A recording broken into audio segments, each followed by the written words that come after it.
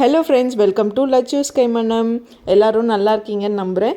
இன்றைக்கி விலாக் பார்த்திங்க அப்படின்னா சண்டே மார்னிங்லேருந்து ஈவினிங் வரைக்கும் நாங்கள் என்ன பண்ணோன்றது தான் நான் ஷூட் பண்ணியிருக்கேன்.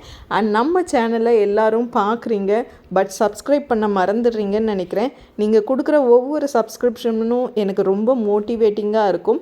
அண்ட் இன்னும் நல்ல நல்ல கண்டென்ட்ஸை எடுத்து போடுறதுக்கு எனக்கு என்கரேஜ் பண்ணுற மாதிரி இருக்கும். ஸோ சேனல் உங்களுக்கு பிடிச்சிருந்துச்சு அப்படின்னா லைக் பண்ணுங்கள், ஷேர் பண்ணுங்கள், கமெண்ட் பண்ணுங்கள், மறக்காமல் சப்ஸ்கிரைப் பண்ணுங்கள். அண்ட் இந்த விலாகில் பார்த்திங்கன்னா நாங்கள் சைந்தவியை எப்படியெல்லாம் எங்கேஜாக வச்சுருப்போம், அண்ட் அவளை எப்போவுமே இந்த ஜென்ரேஷனில் மொபைல் அண்ட் டிவி இல்லாமல் எதுவுமே பாசிபிள் கிடையாது. ஸோ அதிலிருந்து நாங்கள் அவளை எப்படி கொண்டுட்டு போகிறோன்றதையும் நான் காமிக்கிறேன். சின்ன பார்ட் தான். ஸோ மார்னிங் பிரேக்ஃபாஸ்ட் பார்த்திங்க அப்படின்னா பூரி உருளைக்கிழங்கு. ஸோ எங்களுக்கு வீக் டேஸில் பூரி செய்கிறதுக்கு டைம் இருக்கிறதில்ல, அதனால் பூரி உருளைக்கிழங்கு மார்னிங் பிரேக்ஃபாஸ்ட்க்கு பண்ணிட்டேன். அண்ட் பாப்பா பார்த்திங்கன்னா ஜூஸ் கேட்டிருந்தா, அதனால் அவளுக்கு ஸ்ட்ராபெரி அடித்து ஜூஸ் போட்டாச்சு. பிரேக்ஃபாஸ்ட் முடிச்சுட்டு லஞ்சுக்கு ப்ரிப்பேர் பண்ணுற நேரத்தில் தான் நான் இதை கவனித்தேன். நாங்கள் நேற்று மார்க்கெட்லேருந்து ஐனிச்சக்கை அப்படின்னு ஒரு பழம் வாங்கிட்டு வந்தோம். இது மினியேச்சர் ஆஃப் பலாப்பழம் மாதிரி இருந்ததுங்க. பலாப்பழத்துக்கு நம்ம கட் பண்ணணும் அப்படின்னாவே ரொம்ப பெரிய டாஸ்க் அது. எண்ணெய் தடவி அந்த பாலெல்லாம் இருக்கும் இல்லைங்களா, அதனால ரொம்ப கஷ்டமாக இருக்கும். பட் இந்த பழம் வந்து அப்படி இல்லைங்க. இது பழுத்த உடனே அப்படியே ரொம்ப சாஃப்டாக இருந்தது பழம். அந்த தோல் பார்த்திங்கன்னா அப்படியே கிளியராக வந்துடுச்சுங்க.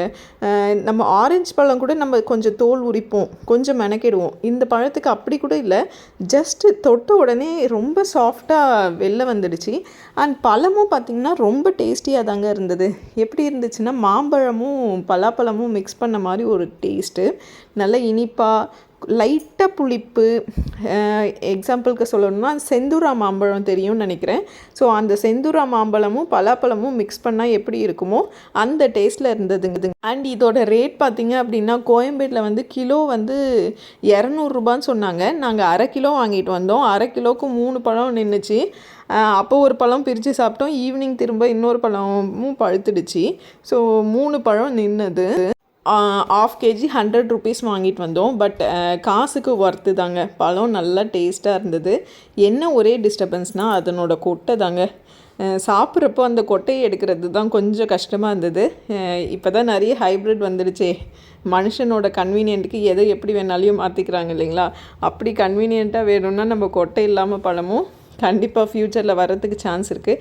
பட் நேச்சர் கொடுத்தது கொட்டையோடு தான். இதில் நம்ம புரிஞ்சிக்க வேண்டியது என்னென்னா, நம்ம லைஃப்பில் ஒரு விஷயத்தை வந்து ரொம்ப ஸ்வீட்டாக எடுத்துக்கிறோம் அப்படின்னா அந்த ஸ்வீட்டை ரீச் பண்ணுறதுக்கு கொஞ்சம் டிஃபிகல்ட்டிஸை க்ராஸ் பண்ணி தான் வரணும். ஸோ இயற்கையும் நமக்கு நிறைய விஷயத்தில் அது சொல்லுது. நமக்கு ஒரு ஃப்ரூட் வேணும் அப்படின்னா கண்டிப்பாக அதுக்கான எஃபர்ட்டை போடணும். ஒரு படத்தில் கூட சொல்லுவாங்க இல்லைங்களா, தேங்காய் வேணும்னா தென்னை மரம் ஏறி தான் ஆகணும் குமார். அதே மாதிரி தான் நம்ம லைஃப்பில் சக்ஸஸ் ஆகணும் அப்படின்னா நம்ம அதுக்கு தேவையான ஹார்ட் ஒர்க், ஸ்மார்ட் ஒர்க், அந்த மாதிரி எஃபர்ட்டை போடணும்.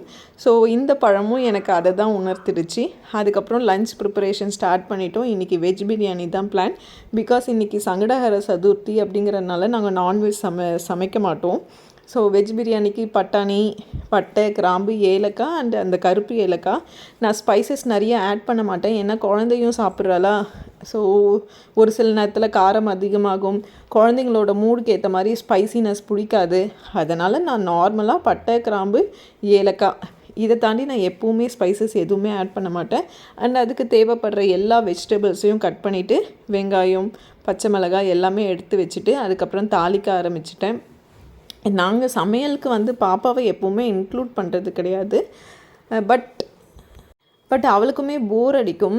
ஏன்னா டிவியில் பார்த்திங்கன்னா நான் அவளுக்கு மாஷா அண்ட் பேர் போட்டு விடுவேன். பட் அதுவுமே அவங்க எவ்வளோ நேரம் பார்ப்பாங்க. இல்லைன்னா ஆஸ் யூஷுவல் குழந்தைங்க ஃபோன் கேட்டு அழுங்க. ஸோ இந்த மாதிரி எதுவுமே வரக்கூடாதுன்னு சொல்லிவிட்டு நான் சின்ன வயசுலேருந்தே அவளை வந்து என் கூட வேலை செய்கிறப்போ கொஞ்சம் வேலை ப்ராக்டிஸ் பண்ணி, ஏன்னா அவளுக்கு ப்ராக்டிக்கல் ரியாலிட்டியும் தெரியணும் இல்லைங்களா. அதனால் அப்போ இருந்து நாங்கள் அப்படியே கொண்டுட்டு வந்ததுனால இப்போது ஸ்டவ்வுக்கிட்டெல்லாம் கொஞ்சம் வர ஆரம்பிச்சிருக்கா இப்போது ரீசெண்ட் டைம்ஸில். அதுக்கப்புறம் பார்த்திங்க அப்படின்னா ஆஸ் யூஷுவல் என்னென்ன தாளிப்பு கொடுப்போம், வெங்காயம், தக்காளி, இஞ்சி, பூண்டு, பச்சை மிளகாய், நான் எடுத்து வச்சுருக்க ஸ்பைசஸ் எல்லாமே போட்டு நல்லா கிளறி விட்டுட்டேன். நான் இந்த கரண்டி வாங்கினதே இவளுக்காக தான். ஏன்னா சம்டைம்ஸ் என்கிட்ட சமைக்கிறேன்னு வருவாள், அப்போ நானும் கிளறேன் அப்படின்னு சொல்லுவாள். அப்போ நான் இந்த கரண்டி கொடுத்துட்டேன் அப்படின்னா அவளுக்கு ரொம்ப நீட்டாக இருக்கிறதுனால அவளுக்கு ஹேண்டில் பண்ணுறது ஈஸி. நான் சரவணா ஸ்டோர் போயிருந்தப்போ தான் வாங்கிட்டு வந்திருந்தேன். ஸோ அவளும் கொஞ்சம் நேரம் வந்து இந்த சைடு அவங்க அப்பா அண்ட் நடுவில் இவர் பாப்பா இருக்கா, அண்ட் அதுக்கப்புறம் நான் இருக்கேன். ஸோ நாங்கள் 2 பேரும் நடுவில் தான் பாப்பா இருக்கா. எங்கள் 2 பேருக்கும் நடுவில் இருக்கிறதுனால ஸோ சேஃப் அண்ட் செக்யூர்டாக தான் இருக்கா. இதை பார்த்துட்டு எந்த குழந்தையும் ட்ரை பண்ணாதீங்க, நாங்கள் 2 பேர் நடுவில் வச்சுருக்கிறதுனால நாங்கள் அவளை பத்திரமா பார்த்துப்போம். அண்ட் எப்போவுமே அவள் மேலே கண் பார்வை இருந்துகிட்டே இருக்கும். இதுக்கு நடுவில் அவளுக்கு தமிழ் வேர்ட்ஸ் எல்லாம் நாங்கள் நிறைய சொல்லி கொடுப்போம். ஃபார் எக்ஸாம்பிள் நல்லா வதங்கிடுச்சா, நல்லா கேரமலைஸ் ஆகணும், நல்லா கலந்து விடணும். அண்ட் இன்னும் கூட கொஞ்சம் அதிகமான தமிழ் வேர்ட்ஸ் வந்து அந்த பேசுகிறப்போ நிறைய வரும். ஏன்னா குழந்தைங்களுக்கு வந்து தமிழ் நல்லா பேச கற்றுக்கிட்டா அந்த ப்ரொனவுன்சியேஷன், அந்த நாக்கு வளையிறது அப்படிங்கிறதெல்லாம் நல்லா வரும் அப்படின்னு நான் நம்புகிறேன். தெரியலை, நீங்கள் வேறு ஏதாவது மெத்தட்ஸ் இருந்தாலும் சொல்லுங்கள். ஸோ தயிரும் போட்டு நல்லா கிளறி விட்டுட்டு, நான் இதுக்கு மசாலா பொடி அந்த மாதிரியெல்லாம் எதுவும் ஆட் பண்ண மாட்டேங்க. தனியா பொடி, அதுக்கப்புறம் வந்து நான் பிரியாணிக்குன்னு சொல்லிவிட்டு அந்த பிரிஞ்சி, அதுக்கப்புறம் அந்த மராட்டி மொகு அதெல்லாம் போட்டு அரைச்சி வச்சுருக்கேன். அது வந்து ஒரு 1/4 டீஸ்பூன் வந்து நான் அதை ஆட் பண்ணிவிட்டு நல்லா கிளறி விட்டுருவேன். ஸோ அரிசியும் ஊற வச்சு வடிகட்டி வச்சுருக்கேன். அடுத்து அதையும் ஆட் பண்ணிப்பேன். அண்ட் எல்லா காய்கறியும் ஆட் பண்ணி நல்லா வதங்கிட்ட அப்புறமா நான் அரிசியை ஆட் பண்ணிப்பேன். ஸோ பேசிக்காகவே குழந்தைங்களுக்கு வந்து பிரியாணின்னா ரொம்ப பிடிக்குது. இப்போல்லாம் பிரியாணின்ற வார்த்தையை கேட்டாவே இப்போல்லாம் நல்லா சாப்பிட ஆரம்பிக்கிறாங்க. அண்ட் இப்போ பார்த்திங்க அப்படின்னா சைந்தவிக்குமே பிரியாணி ரொம்ப பிடிக்க ஆரம்பிச்சிடுச்சு. அதனால் அவளுக்கு வெஜ் பிரியாணி, நான்வெஜ் பிரியாணி அப்படியெல்லாம் கிடையாது. இந்த மாதிரி செய்து கொடுத்தாவே அவளுக்கு ரொம்ப பிடிக்கும். ஸோ காயெல்லாம் நல்லா வதங்கிட்ட அப்புறம் நம்ம தண்ணி ஊற்றணும் அப்படின்னா நல்லாயிருக்கும். நான் என்ன சம்டைம்ஸ் பண்ணுவேன் அப்படின்னா, காயெல்லாம் நல்லா வதங்கின உடனே அரிசியை போட்டு நல்லா கிளறிடுவேன். ஸோ அந்த மசாலா எல்லாத்தையோட நல்லா ஒன்றோட ஒன்று சேர்ந்து வந்துடும். தண்ணி கொட்டிட்டு அப்புறம் போடுறது இன்னொரு டைப் ஆஃப் வெஜ் பிரியாணி. உங்களுக்கு உங்கள் வீட்டில் என்ன மாதிரி மெத்தட் ஃபாலோ பண்ணுவீங்களோ அந்த மாதிரி பண்ணுங்கள். இன்கேஸ் நீங்கள் டிஃப்ரெண்ட்டாக ட்ரை பண்ணி பார்க்கணும் அப்படின்னு சொன்னிங்கன்னா இந்த மாதிரியும் ட்ரை பண்ணலாம். நல்லா அரிசி போட்டு ஒரு 4-5 நிமிஷம் எண்ணெயோட நல்லா ஒட்டி அந்த மசாலாவோட நல்லா ஒட்டி பைண்ட் ஆன அப்புறம் நீங்கள் தண்ணி ஆட் பண்ணிக்கலாம். நான் ஆட் பண்ணி ஒரு 3 விசில் விட்டேன். அண்ட் சூப்பராக எங்கள் வீட்டில் வெஜ் பிரியாணி ரெடி ஆகிடுச்சு. அண்ட் லஞ்சுக்கு எங்கள் வீட்டில் இது தான் ரொம்ப ரொம்ப சூப்பராக இருந்தது. அண்ட் இப்போ வர பச்சை மிளகாலாம் பார்த்திங்கன்னா நான் 4 மிளகா ஆட் பண்ணியிருந்தேன். பட் காரமே இல்லை. ஏன்னா இப்போ மிளகா எது காரமாக இருக்குது, எது காரம் இல்லை அப்படிங்கிறதே தெரியலை. அண்ட் ஈவன் இஞ்சி பூண்டு பேஸ்ட் கூட பார்த்திங்கன்னா அப்போல்லாம் அரைச்சி போட்டால் அந்த ஒரு மசாலா, ஒரு இஞ்சி பூண்டுன்னா அதோட ஸ்மெல், அதுக்கப்புறம் அதனோட ஃப்ளேவர் எல்லாம் நல்லா வரும். இப்போல்லாம் நீங்கள் எவ்வளோ இஞ்சி பூண்டு போட்டாலும் இந்த சாப்பாடில் இஞ்சி பூண்டு ஆட் பண்ணியிருக்கோமா அப்படின்ற ஃப்ளேவர்ஸே கிடைக்க மாட்டேங்குது. நான் முன்ன சொன்னேன் இல்லைங்க, அந்த பழத்தில் சீட் தான் டிஸ்டர்பன்ஸாக இருக்குது. நம்ம வேணும்னா சீட் இல்லாமல் கூட ஃப்யூச்சரில் வரத்துக்கு சான்ஸ் இருக்குது. ஸோ அந்த மாதிரி நம்ம ஃப்யூச்சரில் இது டிஸ்டர்பன்ஸாக இருக்குது, ஓவர் கம் பண்ணி வரணும்னு ஒவ்வொரு ஃபுட் ஐட்டத்தையோட ஸ்ட்ரக்சரையே நம்ம மாற்றினால நம்ம ஃபுட்டோட ஃப்ளேவர்ஸே இப்போ வர வர மாற ஆரம்பிச்சிருச்சு. ஏன்னா நம்ம எல்லாமே ஒரிஜினலை விட்டுட்டு டூப்ளிகேட் பக்கம் ஓட்டு போட ஆரம்பித்து டூப்ளிகேட்டு இப்போ நம்ம தூக்கி வச்சிட்டோம். இப்போ நம்ம ஒரிஜினல் ஃபுட்டோட ஃப்ளேவர்ஸை நம்ம மறந்துட்டோம், அதுதான் நினைக்கிறேன். ஸோ மனுஷனோட டிஃபிகல்ட்டிஸ் அப்படியா இருக்குது. நெக்ஸ்ட்டு வர ஜென்ரேஷனுக்கு நம்ம சாப்பிட்ற இந்த ஃபுட்டாவது கிடைக்குமா அப்படிங்கிறதே ஒரு பெரிய கொஷின் மார்க்காக இருந்தது. அதுக்கப்புறம் வந்து பார்த்திங்கன்னா இதை பேசிகிட்டே இருக்கலாம். தேர் ஆஃப்டர் ஃபுட் பார்த்திங்கன்னா சர்வ் பண்ண ஆரம்பித்தாச்சு. நாங்கள் சாப்பிட ஆரம்பிச்சிட்டோம். ஃபஸ்ட்டு பாப்பாவுக்கு தான் கொடுத்தேன். பாப்பா சொன்னால் காரமே இல்லை அப்படின்ற மாதிரி தான் சொன்னான். அண்ட் அவளுக்கு பிடிச்சிருந்தது, ரொம்ப டேஸ்டியாக இருந்ததுங்க. என்னோடய ஃபுட்டில் வந்து ரொம்ப கலர்ஸ் இருக்காது. பிகாஸ் வந்து நான் எல்லா மசாலா பொடியுமே வந்து வீட்டில் அரைக்கிறது தான். அண்ட் நான் ரொம்ப ஸ்பைசஸாகவும் ஆட் பண்ண மாட்டேன்.